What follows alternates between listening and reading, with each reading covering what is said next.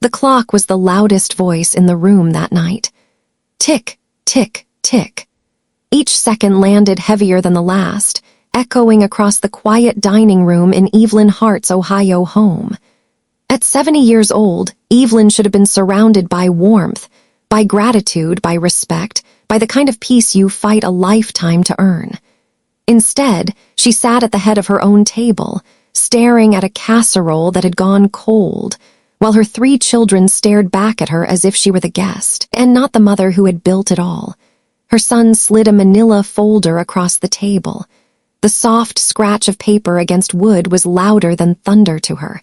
A pen rested on top, its cap already off, as if her decision had been made for her. "Mom," he said with a tone rehearsed to sound gentle but sharp enough to cut, "you're too old to handle this now. Just sign it. We'll take care of everything." Evelyn's fingers hovered over the folder. Her hands were thin, the veins raised from years of chalk dust and late-night grading, but they did not shake. She opened it carefully, as if the pages inside might burn her skin. The words glared back in bold print: transfer of assets, power of attorney, all of it written in a language she didn't need a lawyer to understand. Give it all away. Hand over your life. You don't get to choose anymore. Her daughter leaned in, her voice laced with sugar that didn't hide the steel beneath. "It's for your own good, Mom.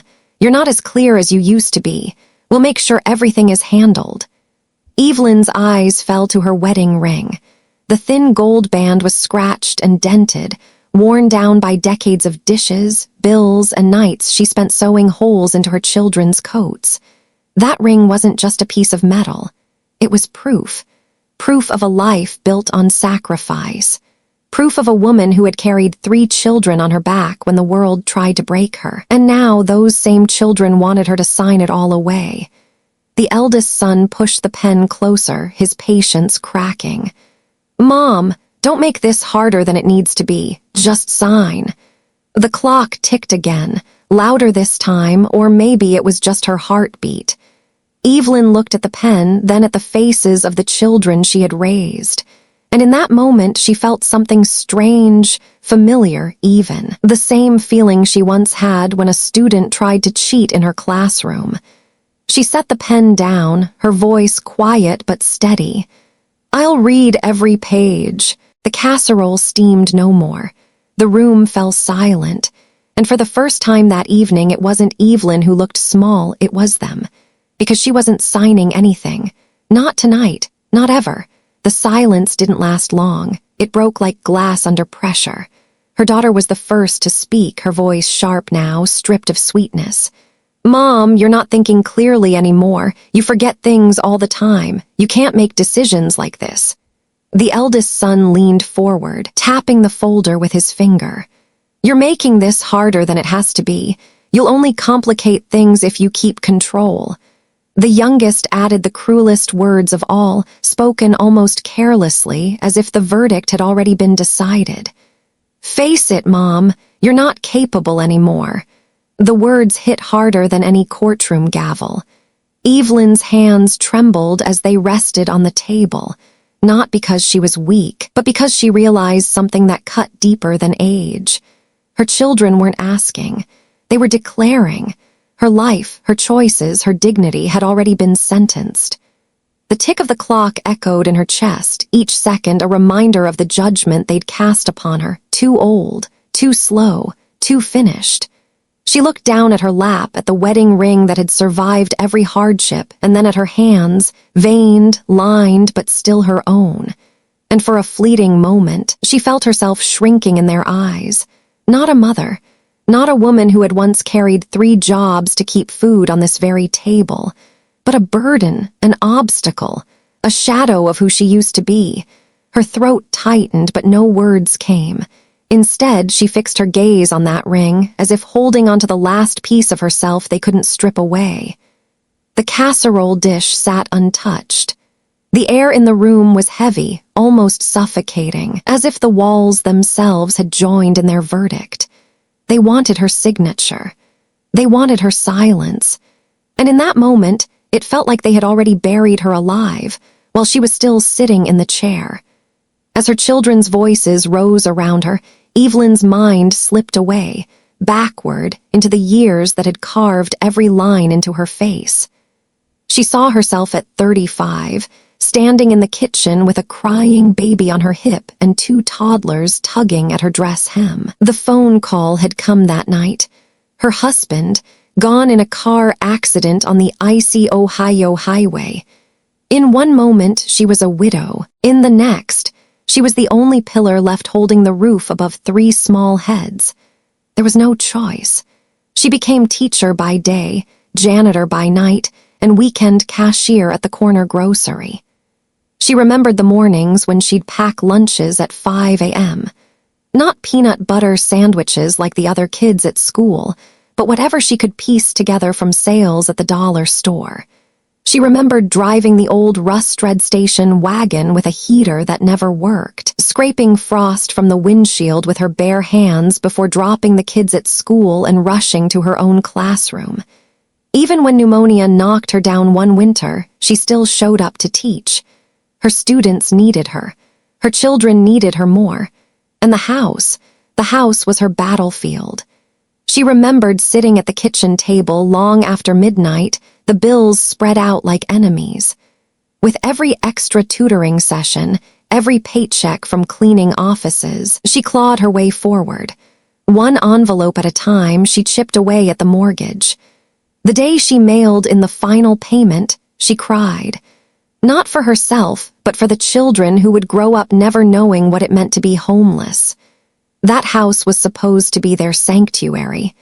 And now, those very children sat across from her, papers in hand, trying to strip her name from the deed she had fought tooth and nail to keep. The courtroom in her memory shifted back into the dining room.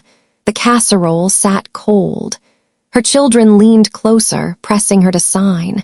But Evelyn's hands, though trembling, pressed harder against the table. Because every line of her past whispered the same truth. This home exists because I refuse to give up. And I'm not about to start now. That night, Evelyn didn't argue. She let her children leave the house believing she was broken, defeated, and ready to hand them everything. She even gave them a faint smile at the door, the kind of smile a teacher gives a student who thinks they've outsmarted her. But when the front door clicked shut, Evelyn's mask fell away. She gathered the folder they had left behind and placed it on the kitchen counter. She didn't sign it. She didn't even touch the pen. Instead, she walked to the hall closet, pulled down an old metal box, and opened it with a tiny brass key. Inside were decades of proof, receipts, mortgage stubs, the will her husband had left behind. Every document was a piece of her life carved into paper. She spread them out on the dining table, turning the same battlefield her children had used against her into her own war room. The next morning, Evelyn made a call, not to her children, not to any relative, but to a man named Daniel Price, a name she remembered from years ago when he had sat in the front row of her 3rd grade classroom, a boy who struggled to read until she stayed after school every day until he could. Now, Daniel was an attorney, and when he heard her voice, his answer was immediate. "Mrs. Hart, tell me everything." They met quietly away from the family's eyes. Evelyn slid the folder across his desk, her fingers steady now. Daniel flipped through the pages, his jaw tightening with each line. "They think you won't fight back," he said, "but you already have more than enough." Evelyn nodded, her eyes sharp. "And there's more," she whispered, because she had learned something else in her years as a teacher. Sometimes the truth needs to be spoken aloud. So the next time her children visited, Evelyn kept her phone close. Hidden under the folded napkin on the table, its screen glowed red, recording. And her children, unaware, gave her all the evidence she needed. "Just sign, Mom. You're too old to know what's best. She doesn't even understand half of it. We'll scare her into it. She won't fight back." Every cruel word, every careless laugh, they were no longer just insults. They were confessions. When the door shut behind them, Evelyn picked up the phone, pressed stop, and saved the file. For the first time in weeks, she exhaled. She wasn't just surviving anymore. She was preparing.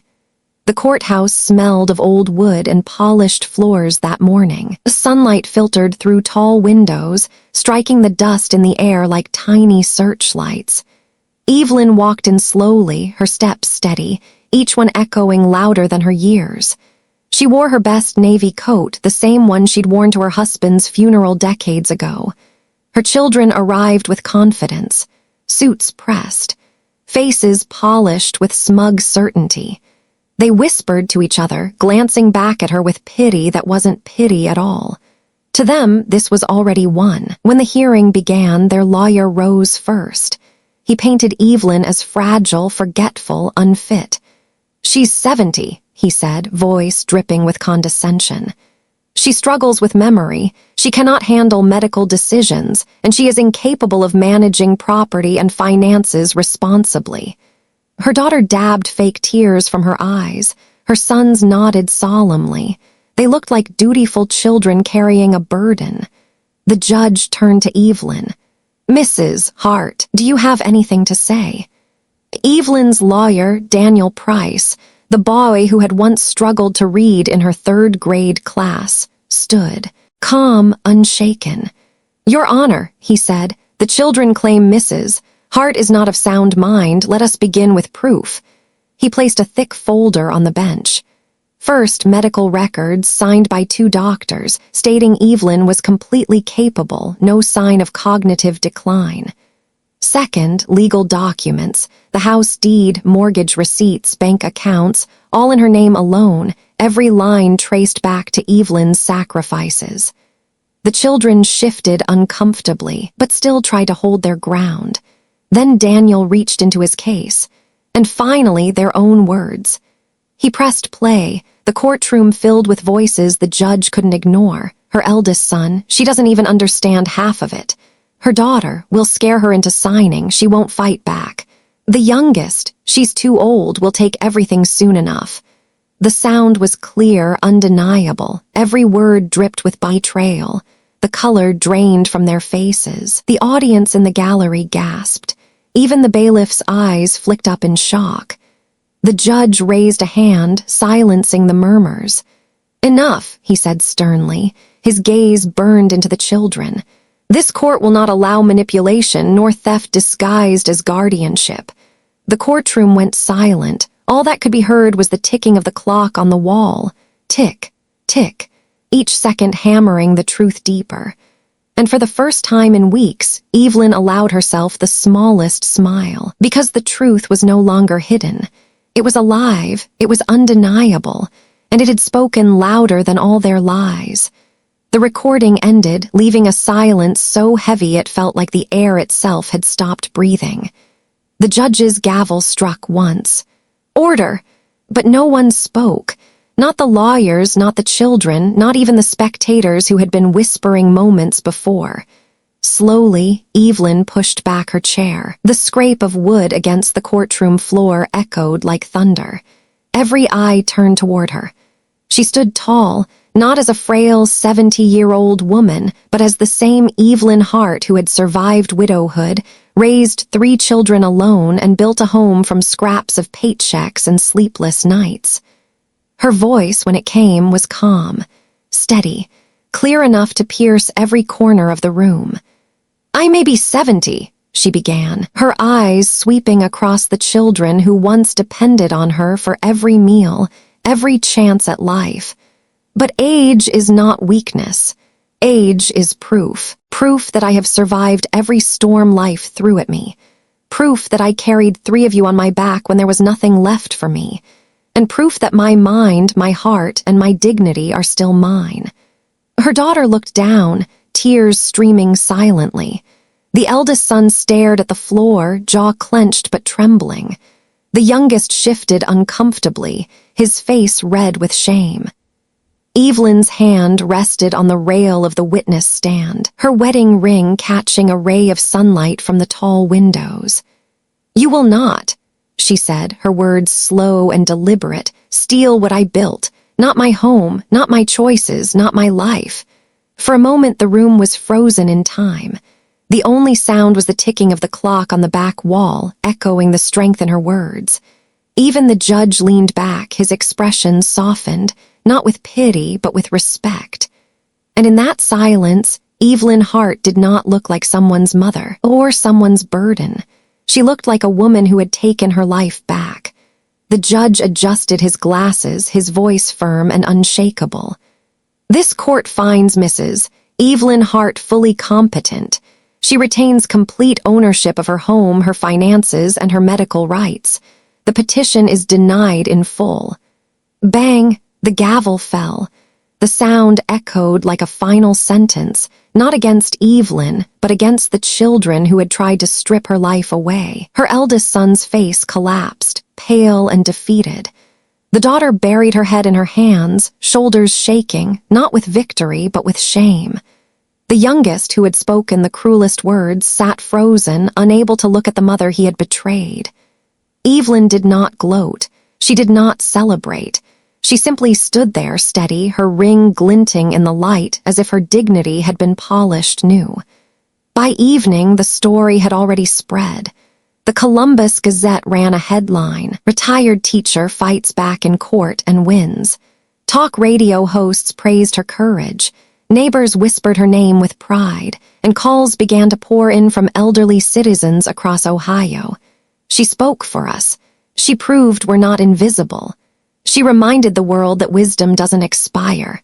Evelyn's quiet defiance became more than a personal victory. It became a voice for thousands who had been told they were too old, too weak, or too finished. Her children left the courthouse that day with heads bowed.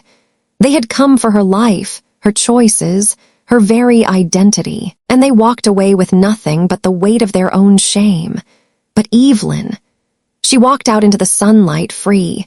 For the first time in years, she felt the kind of peace no contract could ever buy, the peace of knowing she still belonged to herself. The morning after the verdict, Evelyn woke before dawn. Her house was quiet, the kind of quiet she used to fear, when silence meant loneliness, when ticking clocks felt like reminders of time slipping away. But now, silence was her companion, a friend she had reclaimed. She stepped out into her garden, the cool Ohio air brushing her face. Dew clung to the roses she had planted decades ago when her children were still small enough to run barefoot through the yard. She bent down, fingers brushing the petals, and began to water them slowly, carefully, like she had always done with everything she loved. Sunlight spilled over the horizon, golden and warm, touching her silver hair like a crown. Her hands, lined and veined, steady on the watering can, glistened with drops that sparkled like proof of all she had endured. She paused, looking at the house behind her. The same house she had saved with night shifts, with nickels and dimes, with years of sacrifice. The home they had tried to take away. It was still hers, always hers. Her voice broke the silence, not trembling, not bitter, but clear and strong. "They called me too old to decide, but wisdom never expires, and neither does dignity." The camera lingered on her face as she lifted her eyes to the rising sun, peaceful, unshaken, free.